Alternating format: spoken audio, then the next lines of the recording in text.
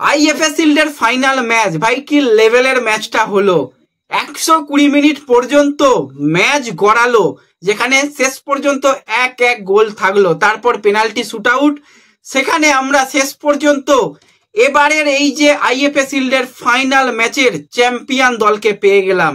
চিরপ্রতিদ্বন্দ্বী east বেঙ্গলকে হারিয়ে দিয়ে Mohun Bagan super giant হয়ে গেল আইএফএ শিল্ড 2025 চ্যাম্পিয়ন।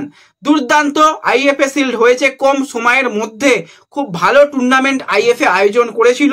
আইএফএ কে ধন্যবাদ দিতে হবে। এবং আজকে যে ম্যাচটা হয়েছে, প্রত্যেকটা সবুজ মেরুন সমর্থকরা তাকিয়েছিল এই ম্যাচের দিকে যে আজকে ডার্বি জিততে চাই। পরপর দুটো ডার্বি আমরা হেরেছি, ডার্বিটা জিততে চাই ট্রফি।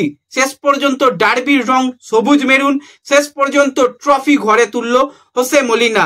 লিগ শিল্ড, তারপরও ট্রফি, তারপরও কিন্তু আবার চলে এলো নতুন আরো একটা মলিনার হাত ধরে IFA shield.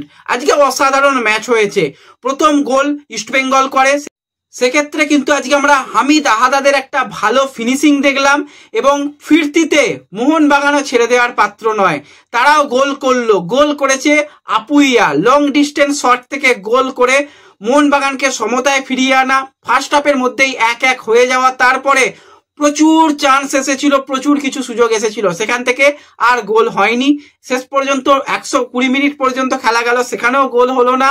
Penalty shoot out, সেখানে প্রথম 3টি শট ইস্টবেঙ্গল গোল করলো, মোহনবাগান কিন্তু প্রথম 3টি শট গোল করলো। জয় গুপ্তার শট কিন্তু সেভ করে দিল ভিশাল কাইত, এবং সেই একমাত্র সেভ ভিশাল করার দরুন কিন্তু আজকে শিল্ড ঘরে তুললো মোহনবাগান। ইস্টবেঙ্গলও খুব ভালো খেলেছে। ইস্টবেঙ্গল রানার্স হলো, দুই প্রধান ফাইনাল খেলেছে, ডার্বি ম্যাচ হলো, অসাধারণ ম্যাচ হয়েছে।